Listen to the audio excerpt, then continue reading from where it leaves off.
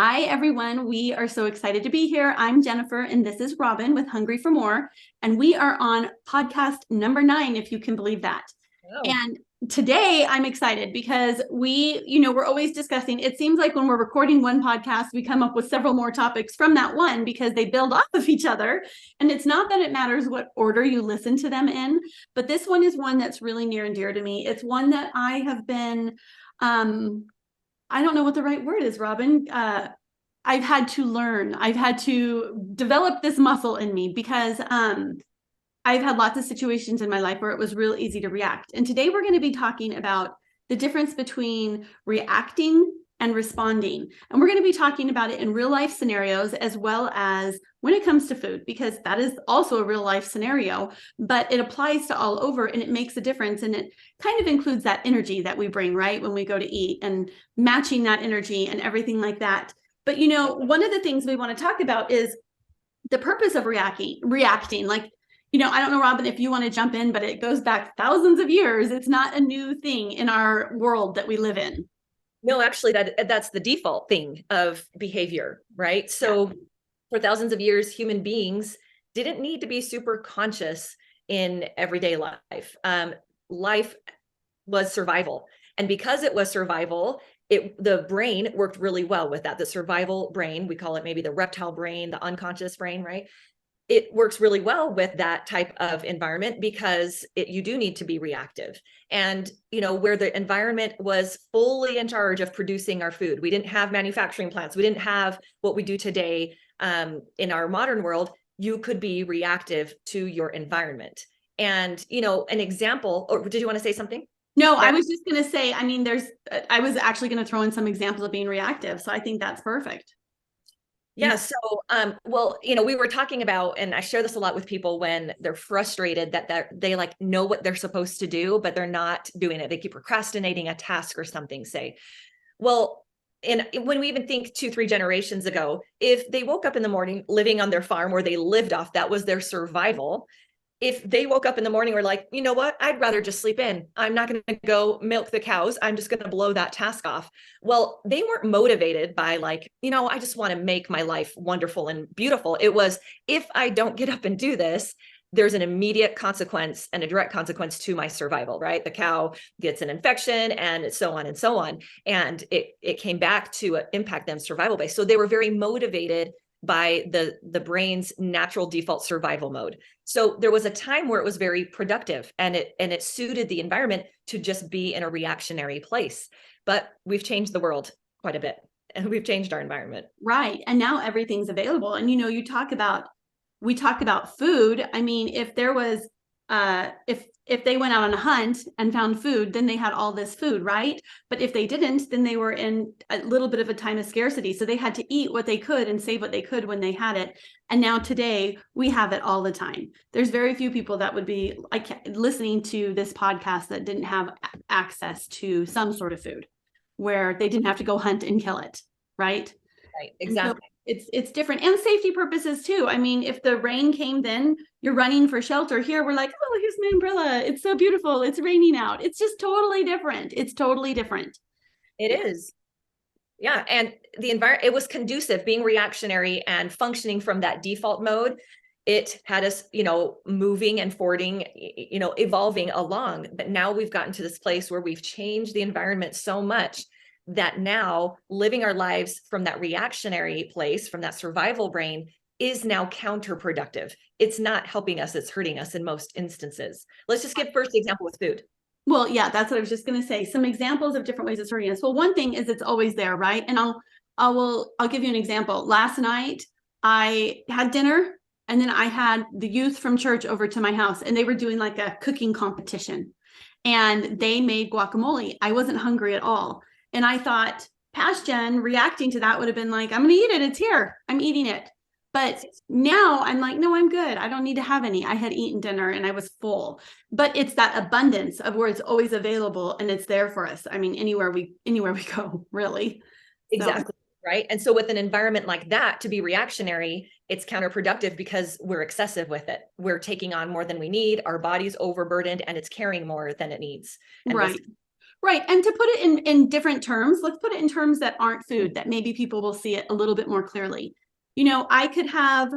I always use my kids as an example because I have 6 children, and I feel like with the first 3, I taught in more of a reaction area. And with the second 3, I taught with more of a response area. And I'm going to give you and my older kids point it out to me all the time. And they point it out to their younger siblings. For example, I walk into my newly painted family room, and my daughter has drawn a beautiful piece of artwork on the wall, and I react. I freak out, whatever that entails. You're in trouble. I yell, whatever that is. And she goes off crying, and she's mad at me, and she hates me, and da da da. Fast forward to responding. I walk in, maybe I express I'm disappointed. We talk it through. We work on cleaning it up together. We talk about why, whatever it is. And one of them, the wall still has been colored on. The wall still needs to be cleaned up, if you will. And maybe it came out with a learning experience versus my mom just lost her crap on me. And one of them, I'm patting myself on the back going, wow, you really handled that well. You did not react harshly. And this is just such a simple example. I mean, there's millions of them we could give, but it's just, everybody has those days where in the same week, you could have somebody cut you off in traffic, and one day it just makes you so mad. And then another day they cut you off and you're like, wow, they must be in a hurry to get somewhere. Do you know what I mean? It's all where we are in our mind at the time. Right. Well, and really, we need to expect, because it's true, that the default mode is the reactionary one. Yes. And it's not, I don't know if we ever overcome it to the, meaning that we never get that initial reaction inside where you're like, you just did that, right? Right. But becoming someone who responds, evolving ourselves to that place, we do that by noticing that reaction happen first internally in us before we act on it outwardly. And we've spoken about this before. The energy matches, right? So with your first example with the wall, it's, that came over you, that surge of frustration and anger. And before even being conscious of what was going on inside of you, it just came out in your physical form, right? In your response physically and verbally. And the same thing may have happened, the next time around. As you've evolved yourself, you still get that rush of that initial knee-jerk response. But now, because you've developed the muscle of becoming conscious, and it's developed by pausing. And this is a basic to the practice that we teach. When you pause first before the reaction you're wanting to do, that gives you an opportunity to come and be one with your body in the present moment and be aware of what's going on. And for you, it's like, okay, holy cow, just a whole bunch of frustration and anger shot up inside of me. But because I paused, I'm giving myself a little space between that, so then I can assess, how do I want to, respond to this now? What's my next step? And get myself to that energy.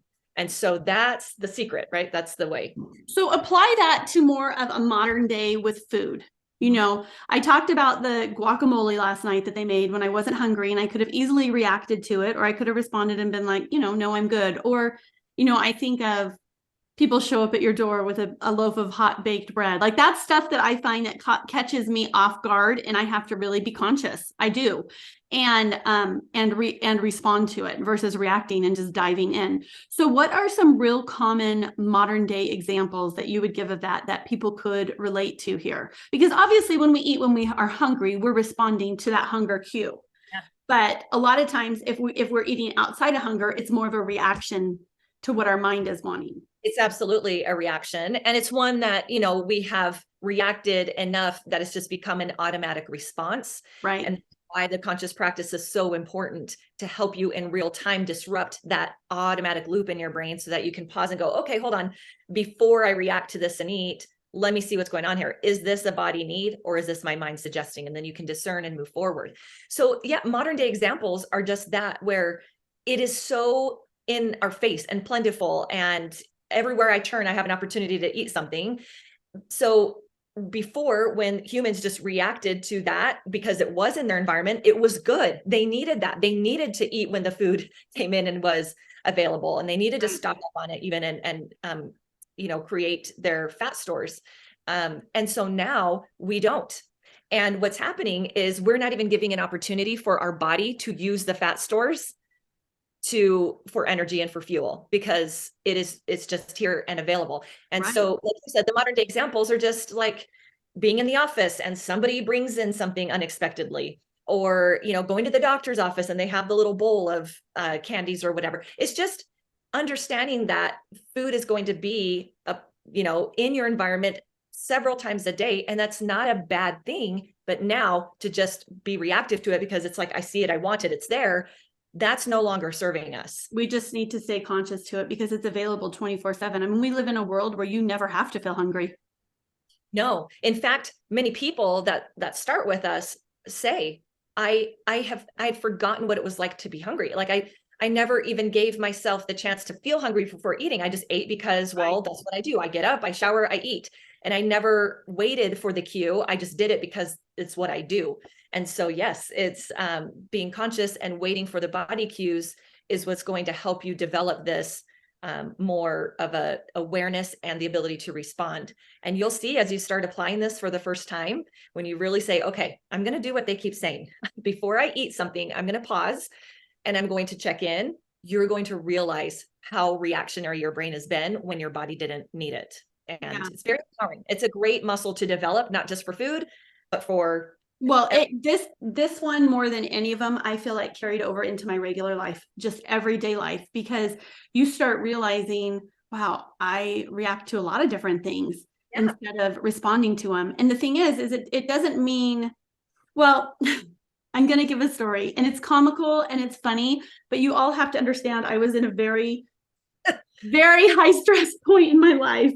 And it was back, I don't know if everybody remembers what was going on in the economy, like back from 2007 to 2009. It hit our family really hard and money was very scarce. Times were very stressful. I had a young boy who had high functioning autism at the time, did not know what was going on. And he was one of 6 children that were very young. So it was just a chaotic time in my life. And at the time we all, just let me preface this with, we all laugh so hard about this story, including him. Now we were just on Mother's Day, we were cracking up about it, but because what I want to tell you is there's reacting, there's responding, and then there's just being completely numb and then ignoring.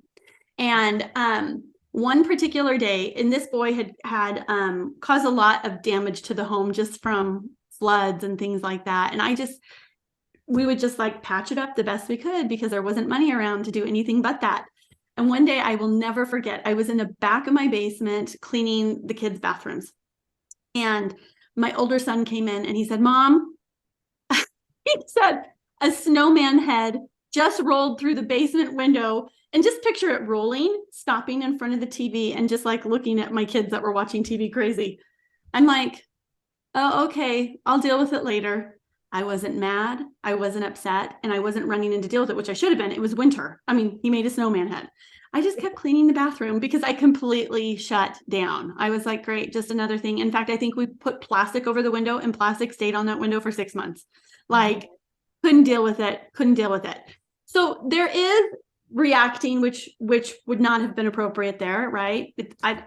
There's times when it is, times when it isn't, but responding, I could have gone and taken care of it and dealt with it. And then that was one where I just went like, yeah, I'm completely numb. I feel like there are times when it comes to food that people can get completely numb, whether they've had a major stress in their life, something very serious that has happened, and they kind of shut off listening to the body. And I find when I have something major happen, it's actually not that I'm eating a ton, it's that now I just don't eat, right? I just go numb. I just don't eat. And so I think it's important to remember that as you practice reacting and responding, you can get away from that going numb a little bit more if you've ever been in that situation. I'm happy to say I'm out of that, and we laugh about the snowball head now, but it was not a good time in our life. Which was another like survival response to of just like, let's just go numb because I can't even take all this in, right? Yeah. So it's so interesting. Our brain really is, it's there for our survival. And that's all it's working to compute and to look at things and to protect you from. And it's a good thing. We need that. We need to be warned when we're going to be in a dangerous situation. But now we're so much less in those types of situations that really that reactionary behavior. And I wanted to clarify something. I can hear people saying, what do you mean I'm not supposed to react to, like, I'm not supposed to do anything about this? And it's what we're talking about is reacting to the internal energy going on. Of course, you need to, if you weren't numb, the appropriate thing would be to go and take care of the situation. It's not that you're not to react to the situation and do the things that are necessary, but what is flowing in you energetically, like we've talked about, like that anger and frustration, when we just from that place react without pausing and assessing, it turns out differently, the scenarios, right? There's consequences to both, and show up is different. Right. I mean, if I saw a little child that was about to walk in the street, I would react immediately. It wouldn't be a calm thing. I would go and grab them and pull them back. But if I'm reacting the same way to a coloring on the wall where someone isn't in danger, except maybe the child who did it, their body feels that same danger and the energy goes the same route. So there is an appropriate time to react when it is necessary. But a lot of times in our world today, it's more of a response. Exactly. That's what we're evolving to, is this place of like, listen, I think the universe is showing us enough that, living reactionarily, is that a word? Living from that place is not serving us anymore. And because of that, it's forcing us now to evolve another part of our brain that's not as practiced, that's not as used to being the first responder. And that's our conscious brain, that part of us that's like, okay, hold on. What's going on here? What really is danger? What is not? How do I want to respond? And what will my actions, what will be the consequence of my actions here? And what will that produce for me? That's all conscious thinking that comes from the prefrontal part of the brain. And it's us overriding that survival response. When we do it over and over, now it becomes a more natural thing, where still, like, I'll notice little things, same with my kids, right? Little things where I'll be like, that's so interesting that I'm sitting here with this, because in the past, I would have totally reacted to the situation. I would have yelled at them and I would have been so upset. And so many times now in a response mode, it's just like, there isn't even something I need to do about it. It's just kind of, they're kind of arguing back and forth. And I'm like, yeah, that's how it is with kids. They'll do that, right? Like, it's not this, it's me getting myself to a mental place that I see things for what it is.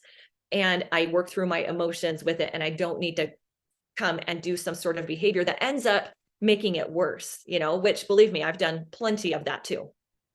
I think most people have. And I think that's part of the experience too. I mean, when we all have different things we've reacted over, but it's strengthening that muscle and it's learning it. And for some things, it takes time. It takes a lot of time and it takes a lot of practice. And it's no different than reacting to food. Yeah. It's no different. Jen, I'm even thinking about just the situation we're in the world with. There's so much more diversity, right? And than ever before, at least people feeling more comfortable expressing their diversity and stuff. And it's so interesting because right now we're still in that place where people are uncomfortable with that. And they're reactive to it because it's different than what I know. And it's different than how I believe. And again, I think we're being called upon with all of this to be more conscious and to see things differently and not be afraid of people who think, like, have you been in situations where you can't even talk to someone about a certain subject because it's just so supercharged and Absolutely. there's so much reaction, right? Anger to it, versus a responsive way. Doesn't mean you have to believe the same thing, but somebody who's developed this conscious part of them can listen to something that's completely different than how you see it, but be in a place of respect for it and be in a place where you don't need to be afraid of that person's point of view. So this is something that is going to benefit all of us as we develop this muscle of being more conscious, for sure. Yeah, it will all roll over and it just takes practice. And we're going to tell you how you can start practicing to respond more than reacting in scenarios. And it's going to be very similar than what we've told you, the same as what we've told you in other things. And the first thing is to just pause. Like anytime, it's so funny because you may feel like you're reacting, but as you learn it, you can tell you're feeling it inside, but it's not showing on the outside. And that's when I can always tell. I can be like, I wonder if they know, like, my head's about to explode. But you're like, okay, this is good. I'm doing good. And it's just that pause and then checking in and proceeding. Yes. This is one of the favorite feedbacks. I know you can attest to this, when people, it clicks for them and they're like, oh my gosh, because I've been practicing this with food, I'm noticing this in my life. Like I'm noticing, and how a small pause in between the internal stuff going on and your reaction to it, just giving a little space between it to differentiate yourself from the emotion coursing in you. What a huge difference it makes. And you can change course and direction right then and there before you just dive in and start, going down a certain path of behavior and stuff, destruction, right? Sometimes of like, man, I did not need to go there, right? Or we know we've hurt people in our wake of reaction. Right. And so that is really exciting for us when we hear people see that. But it does, the way you can practice this and build this muscle daily and really strengthen it is through the conscious eating practice. That it's a broken record. We will not stop teaching it until all of us are doing it. And that is that pause. And when we're wanting to be reactionary to food, anytime we're reaching for food, pausing first, checking in, what's going on, that habit, what you're doing with food, and, transferring it over to things in your life that you get reactions to, you are going to see a transformation in yourself. Well, and I'm going to even be as bold as to say, not just into yourself, but people follow the example that you're setting. It really does carry over. We always have people observing us, even in a situation. It could be even an eating situation at a restaurant. Mm-hmm. Maybe you're not being reactive towards something. You're being responsive. The big platter of sweet potato fries that just sat down. Those are my favorite. That's why I use that as an example. And it helps other people too. Or your children watch you not reacting to things. They watch you respond, or those around you. It's pretty amazing how when you pause and you set that example, it starts being like, okay, I don't need to react to what's going on right now. Right. I would agree that it's totally contagious, and they are watching you, especially the kids, right? More. And so again, this is not us making an example of ourselves that we've arrived to something where we never have an unpleasant interaction. I still react sometimes. Yes, but my goodness, what a difference when you know how to self-regulate. Yeah. And what pausing from that allows you to self-regulate, so then you can make that conscious choice of what you're going to do next. And it's totally different than the default survival mode that, the behaviors that pushes. So I think for us to wrap up, I think let's kind of follow the chain here. Like when we react, when we're in reactive mode, okay, with what's going on inside of us, when we're wanting to react, how do we tend to show up when we're in reactive mode? What is our behavior or the intensity of it? I think it's high energy. And I don't know. For me, I always want to just say frantic. Frantic isn't the right word. I don't know what the right word is, but just like, I don't know. I think the word that comes to my mind is a little bit aggressive, not meaning like, it could mean including hitting, but it doesn't necessarily need to do something physical like that, but just more of an aggression, right? When we're reacting. And if we're pairing this up with food, that pairs up with what we're talking about with damn meats, when that energy that we've suppressed is so high and the emotional charge is so high, our behavior has to then just follow suit. We have no choice really, unless we really can pause and catch ourselves, self-regulate, and then, change the energy in which we're now eating that thing. But yes, so when we're in this reaction mode, our behaviors tend to be like swifter, more aggressive, and like they match the energy in which we're functioning from in that place. Correct. And the consequence to that usually is that we have hurt and added more stress to the situation than really resolving it or fixing it. Well, and have you ever caught yourself on a day where you just notice it's just one of those days where you're noticing you're just reactive, you're a little short, you're a little snippy? On those days, I watched somebody I knew the other day go, I need to literally step away from everything and just go breathe. And she went and just took a few minutes, and that was all she just had to kind of reboot herself. Yep. That's great. That's great. And then if we think about the other way, the consequences of becoming more conscious and responsive, as a, in turn, then when we are able, we're still going to have that default reaction inside. But if we're able to pause and self-regulate, how do we tend to show up from there? Much more calm. Right? Yeah. We get ourselves to a calm place. So then our behaviors match that, where we're like, okay, this is kind of irritating that I've been waiting outside for you and you still haven't come, and now you're going to be late for school, right? My initial thing is like, oh, how could you? And da, da, da, da, da. But then, pausing and kind of getting some perspective. And then it still may be that I need to have a conversation, but I'm not like yelling, and I'm not criticizing, and I'm not degrading the person. Whoever learns from that anyway. Right. Right. I've never once, reacted to my kids in that way. And they're like, you know what? You make some very good points. Yeah, And I'm going I'll to make change. sure I never do that again. Thank you, Mom. So, so the consequences to that, the results you get from that are always going to be positive. They're going to add to the situation. They're going to help diffuse the stress. And again, bringing it back around to eating is the same thing. When we're reactive, on the other side of that, we've added more stress on our bodies. Our bodies are asked to carry more than it's designed to. And when we can pause instead, differentiate what's going on, understand what's needed from us, and respond to the appropriate need, and many times it's not food. When we respond with the appropriate need, then we're in a healthy, conscious relationship with the body and with food. Right. I love it. Anything else? No, I think it's great. I actually would love to hear people's responses to this as we go through. We'll have to put some prompts out there to see, because I think it's something, like I said, we can all work on in everyday life. And just to reiterate, it doesn't mean, it doesn't mean that we're never reacting. Reacting has its purpose, but in our regular everyday life, most of the time responses are what are needed. So, right. Yeah, very good. Thank you. Okay, great information. Well, everybody, share this with anybody you know who you think would enjoy listening to it. Like, follow, and then you'll get notifications when our new podcasts come out. But Awesome. until then, we'll see you next week. See ya.